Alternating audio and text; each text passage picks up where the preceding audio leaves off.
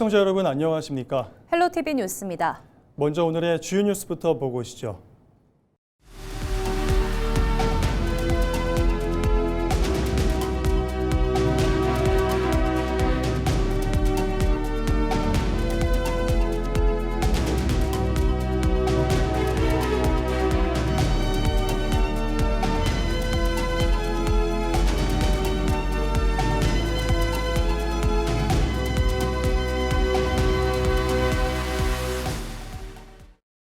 김관영 전북특별자치도지사가 12.3 비상계엄 동조 혐의로 2차 종합특별검사팀에 소환돼 첫 조사를 받았습니다. 김 지사는 30일 경기도 과천시 권창영 2차 특검 사무실에 출석해 평상시와 동일한 방호태세를 유지했고 청사를 폐쇄한 일이 없다며 정치공세라고 반박했습니다. 앞서 조국혁신당 전북도당은 계엄 당시 도청과 일부 시군 청사 폐쇄 지시 의혹으로 김 지사와 기초단체장들을 특검에 고발했습니다. 김 지사는 별도로 현금 살포 의혹으로 더불어민주당에서 제명됐으며 무소속 출마 여부에 대해서는 심사숙고 중이라고 말했습니다. 국민의힘 양정무 전 전주갑 당협위원장이 전북특별자치도지사 출마를 공식 선언했습니다. 양 예비후보는 30일 전북특별자치도의회에서 기자회견을 열고 전북은 발전은커녕 퇴보의 길을 걷고 있다며 기업 투자 규제 완화와 청년 채용 기업에 대한 파격적인 인센티브 등을 공약으로 내세웠습니다. 이어 도지사 권력은 도민을 위해 봉사할 때 의미가 있다며 성과로 보답하겠다고 강조했습니다. 윤석열 전 대통령 탄핵 반대 이력에 대해서는 계엄을 통해 국가를 통치하겠다는 생각은 대단히 잘못됐다면서도 당시 탄핵당할 정도의 상황은 아니었다고 판단했다고 설명했습니다. 가축이 건강하게 자라고 면역력을 키우는 데 필요한 것으로 알려진 영양제가 바로 미네랄 블록인데요. 그동안 이 제품은 95% 이상을 외국에서 들여왔습니다. 그런데 최근 수입산보다 염분은 줄이고 효과는 높인 국산 제품이 개발돼 농가에 큰 도움이 되고 있다고 합니다. 정명기 기자의 보도입니다. 전북의 한 한우 농가. 소들이 축사 안에서 쉴 새 없이 무언가를 핥고 있습니다. 가축의 성장에 필요한 미량, 광물질과 비타민 등을 보충해주는 이른바 미네랄 블록입니다. 축산 농가에서는 없어서는 안 될 필수 영양제로 알려져 있습니다. 연간 500억 원 규모의 이 시장은 그동안 스페인 등 수입산이 95% 이상을 차지했지만 염분 함량이 지나치게 높아 효과가 제한적이었습니다. 이에 농촌진흥청과 농산업체가 국산 천일염의 광물질과 나노, 비타민 등을 최적의 비율로 배합한 기능성 국산 미네랄 블록을 개발했습니다. 장점은 소금물이 80%, 미네랄이 20%, 그다음에 비타민이 26만 IU 있기 때문에 번식에 좋고 또 소가 잘 자랍니다. 현장 실증 결과 국산 블록을 먹인 한우는 1+ 등급 이상 고급육 출현율이 22%나 향상됐고 김제의 한 번시구 농가에서는 100만 원 이상이 비싼 수송아지 출산율이 크게 늘어 다른 농가보다 소득이 30% 이상 증가했습니다.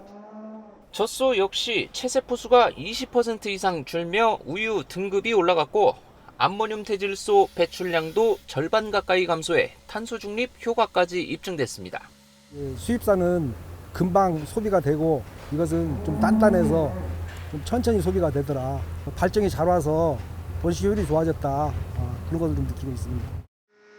국산 블록은 성능을 인정받아 지난해 일본에 27톤을 수출했으며 올해는 미국과 호주 등으로 판로를 확대할 계획입니다.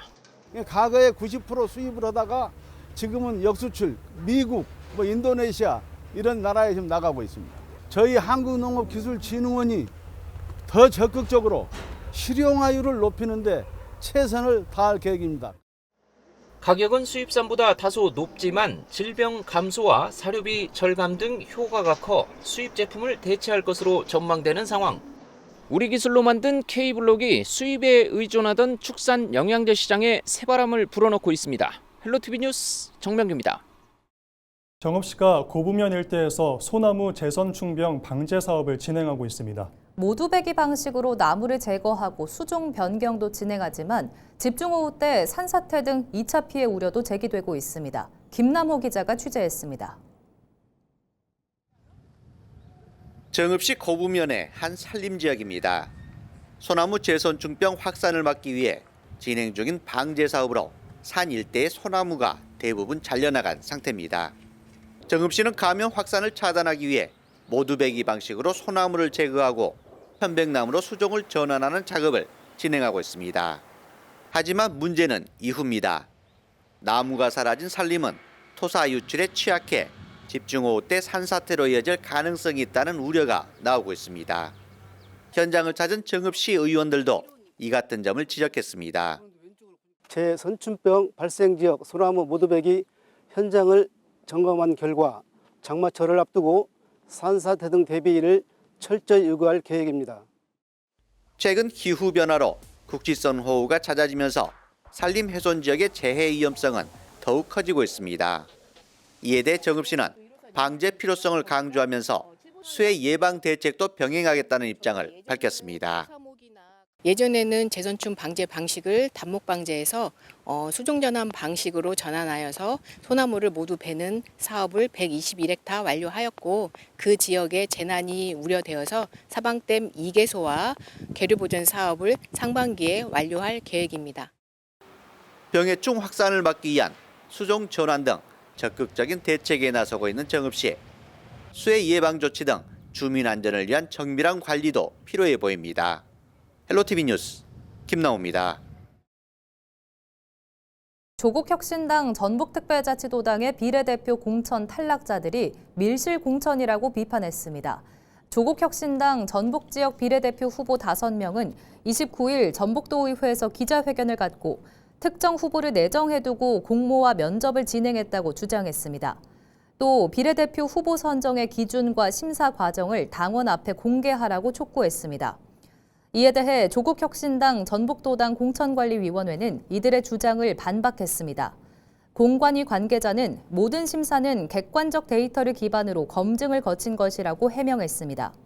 심사 결과의 구체적인 근거 공개는 개인정보 보호와 비공개 원칙에 반하는 것이라며 거부했습니다. 더불어민주당 이원택 전북특별자치도지사 후보는 29일 전북선거관리위원회에 도지사 예비후보 등록을 마쳤습니다. 이원택 예비후보는 지난 28일 국회에 군산, 김제, 부안, 을 지역구 의원직 사퇴서를 제출했습니다. 이 예비후보는 오는 5월 1일 선거사무소 개소식을 시작으로 도민들의 의견 수렴에 나설 방침입니다. 이원택 예비후보는 국가예산 확보와 산업 경쟁력 강화 등 도지사 책무에 힘을 쏟겠다고 밝혔습니다. 이남호 전북특별자치도 교육감 예비후보는 학력 신장을 위한 교육정책 추진을 강조했습니다. 이남호 후보는 최근 선거사무소 개소식을 개최하고 핵심 공약인 학력 신장 3.0 시대 실현 의지를 밝혔습니다. 개소식 현장에는 민주당 박희승 국회의원과 이원택 전북도지사 후보를 비롯한 지방선거 출마 예정자들도 참석했습니다. 교육계에서는 서거석 전 교육감과 양복규 동암고 이사장 등이 자리했습니다. 이남호 예비후보는 현대차 새만금 구조투자 등 지역 호재를 기회 삼아 AI, 로봇 등 미래형 교육을 강화해 전북에 새로운 기회를 열겠다고 강조했습니다. 또 아이들이 전북에서 배워 전북에 정착하는 전북교육 변화와 혁신의 학력 신장 3.0 시대를 열겠다고 약속했습니다. 전북특별자치도의회는 기초의원 2명이 증원되는 시군의회 의원 정수와 선거구 등에 관한 개정 조례안을 의결했습니다. 전북도의회는 지난 28일 임시회를 열고 전북도가 제출한 개정안 표결을 진행했습니다. 표결 결과 재석 의원 22명 중 18명 찬성, 4명 반대로 최종 의결됐습니다. 선거구 획정은 국회 정치개혁특별위원회가 도내 기초의원 정수를 198명에서 200명으로 늘린 데 따른 것으로 전주시의회 1명, 군산시의회 1명이 각각 증원됐습니다. 전북에서는 전주와 군산을 포함해 6개 시군 선거구에서 선거구 개편과 의원 정수 증감이 이루어졌습니다. 우리나라에서 가장 오래된 축제인 남원 춘향제가 올해로 96회를 맞으며 100년 역사를 향한 새로운 도약을 준비하고 있습니다. 소비 금액의 절반을 돌려주는 이른바 반값 여행 혜택부터 유네스코 등재 추진까지 달라진 청사진이 제시됐는데요. 30일부터 일주일 동안 이어지는 축제 현황과 앞으로의 발전 방향을 최경식 남원시장을 직접 만나 들어봤습니다. 정명기 기자입니다.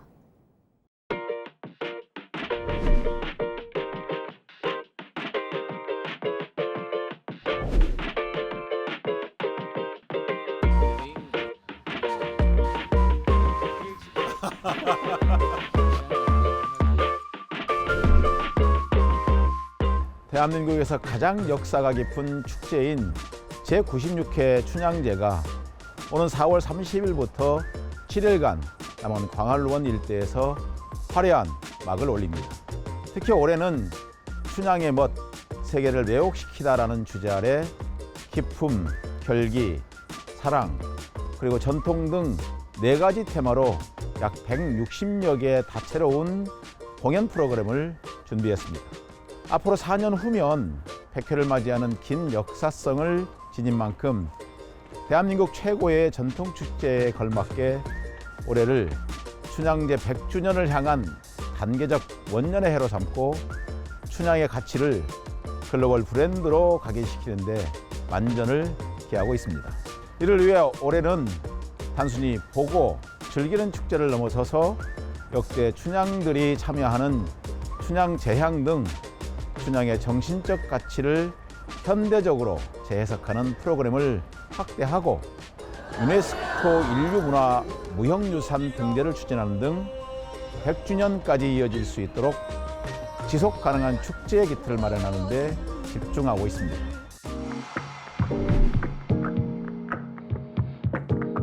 올해는 방문객들이 피부로 느낄 수 있는 체감형 변화의 역점을 두었습니다. 크게 3가지 측면입니다.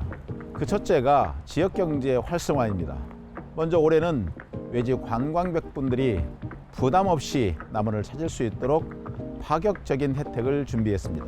남원누리 시민이 축제 기간 남원을 방문해서 소비한 금액의 절반을 지역 화폐로 환급해 드립니다. 1인당 최대 5만 원까지 돌려받을 수 있어서 사실상 반값 여행이 가능해집니다. 이를 통해 지역 상권에 활력을 불어넣고 생활 인구를 확대하고자 합니다. 그리고 올해 춘향제 기간에 지역 경제 활성화를 위한 춘향제 세일 페스타를 대대적으로 개최합니다. 이번 행사에는 축제장 인근 상인들과 원도심 상권 내에 약 210곳의 업체가 동참하며 축제 분위기에 맞춰서 소비 촉진을 위한 파격적인 혜택과 이벤트까지 마련되어 있습니다. 가장 눈에 띄는 혜택은 남원 사랑 상품권의 캐시백 확대로 시는 행사 기간 중 기존 2%였던 캐시백 적립률을 10%까지 대폭 상향해서 운영하고 전통시장인 춘향골 공설시장 내에서도 소비 촉진을 위한 천원 장터와 만원의 행복 프로그램도 개최하는 등 엄선된 상품을 파격적인 가격에 선보입니다. 축제를 찾은 방문객과 시민들이 지역 내에서 보다 실속 있는 소비를 할 수 있는 혜택이 가득합니다.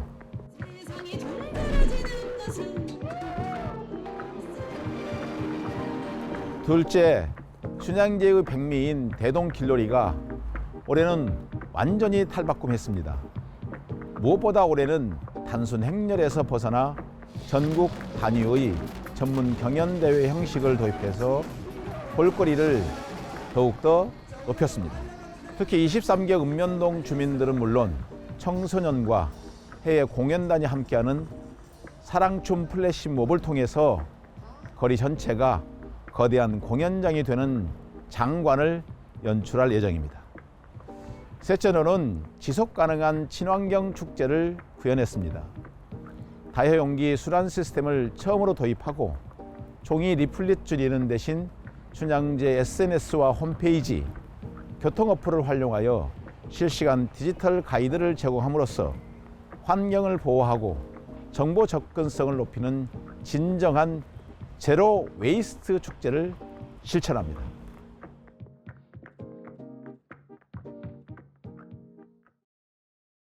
남원 춘향제가 96회를 맞은 가운데 지역 시민사회단체가 춘향사당을 복원해 축제의 상징인 1931년에 제작한 최초 춘향영정을 봉안해야 한다고 목소리를 높였습니다. 최초 춘향영정 보기시민연대와 남원 역사 바로 세우기는 29일 남원시청 앞에서 성명서를 내고 영정이 향토박물관 수장고에 방치된 채 빛을 보지 못하고 있다며 이같이 요구했습니다. 이들은 최초 영정 없는 춘향제 100주년은 반쪽짜리라는 인식이 확산하고 있다며 정통성과 유네스코 등재 추진에도 설득력이 떨어진다고 주장했습니다. 남원시는 학술 검증과 절차 등을 이유로 신중한 입장을 보이고 있지만 구체적 계획조차 제시하지 못하는 태도는 책임 회피로밖에 볼 수 없다고 지적했습니다. 현장 발언 들어보시죠. 춘향제 100년 남원 정신의 원형을 적각 복원하라. 오늘 우리는 남원의 무너진 역사 정의를 바로 세우고 기만적인 역사 왜곡의 사슬을 끊기 위해 이 자리에 섰습니다. 이들은 100주년은 숫자가 아니라 책임이라며 신속한 결단을 촉구하는 성명서를 남원시 관련 부서에 전달했습니다. 오수 의견설화의 본고장인 임실군에서 2026 임실 N 페스타와 오수 의견문화제가 함께 열립니다. 축제는 다음 달 1일부터 사흘 동안 오수 의견 관광지에서 진행되며 반려동물 토크쇼와 패션쇼, 세계애견연맹 FCI 어질리티 대회 등 다양한 프로그램이 준비됩니다. 이용종 교수와 설채현 수의사, 강영욱 훈련사가 참여하는 토크쇼와 감성 보컬 그룹 VOS가 심사하는 패션쇼가 대표 프로그램으로 진행됩니다. 또 댕댕 학당과 반려동물 올림픽, 댕댕 트레인 펫 투어 등 체험형 콘텐츠와 먹거리 등도 풍성합니다. 임실군 관계자 인터뷰 들어보시죠. 반려동물 스포츠와 체험형 프로그램을 대폭 강화하고 화려한 공연과 풍성한 먹거리로 대한민국 대표 반려동물 문화축제로 도약하겠습니다. 임실군은 이번 축제를 통해 세계적인 반려동물 문화의 중심지로 만들 계획입니다. 고창 종합테마파크 조성공사 현장 인근에서 소음과 진동으로 인한 피해를 호소하는 민원이 잇따르고 있습니다. 인근 축산 농가에서는 소 집단 폐사까지 발생했다며 대책을 요구하고 있습니다. 김남호 기자가 취재했습니다. 고창군 해리면 한 축사입니다. 최근 이곳에서는 소들이 잇따라 폐사하는 일이 발생했습니다. 축산 농가 측은 인근에서 진행 중인 고창 종합테마파크 조성 사업의 송토 작업 과정에서 발생한 소음과 진동을 원인으로 지목하고 있습니다. 현재까지 확인된 폐사 규모는 3개 농가에서 모두 14마리. 농가들은 단순 질병이 아닌 외부 환경 변화에 따른 스트레스가 원인이라고 주장합니다. 노인 양반들 주무시는데 4시 반부터 지나가는 게 말이 됩니까? 일단 살고는 봐야지. 그렇다고 지역 주민들하고 대화 창구도 없습니다. 군에서도 뭐 대화해 주는 것도 없고. 그러니까 우리가 막는 수밖에 없어요. 좀 도와줬으면 쓰겠어요. 세상살이가 너무나 힘들어요. 지역 주민 6개 마을이 살 수가 없어요. 저는 할 말이 없고 이제 이 정도입니다. 너무나 송아지 죽어가지고 이런 경우는 처음이거든요. 피해를 주장하는 농가와 주민들은 공사 중단과 피해 대책을 요구하고 있습니다. 테마파크 조성사업 현장 점검에 나선 고창 군 의원들도 소음과 진동에 민감한 가축 피해는 장기적인 손실로 이어질 수 있다는 우려를 제기했습니다. 덤프트럭이 지금 다니면서 상당히 좀 문제가 발생이 되고 있어요. 주민들이 지금 사실은 상당히 불안에 좀 떨고 있다고 생각을 해야 합니다. 동네를 계속 다니고 있는데 저도 무사 죽겠어요. 소가 스트레스를 받아서 상당히 저하될 수도 있어요.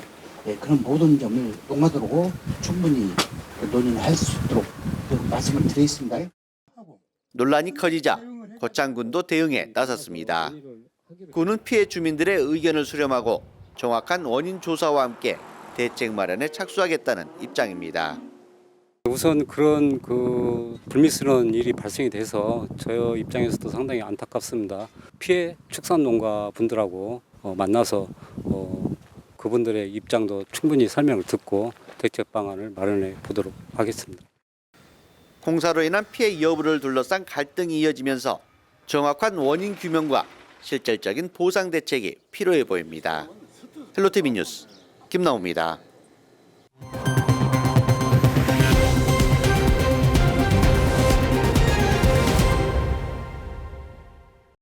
이상으로 뉴스를 마칩니다. 시청해주신 여러분 고맙습니다.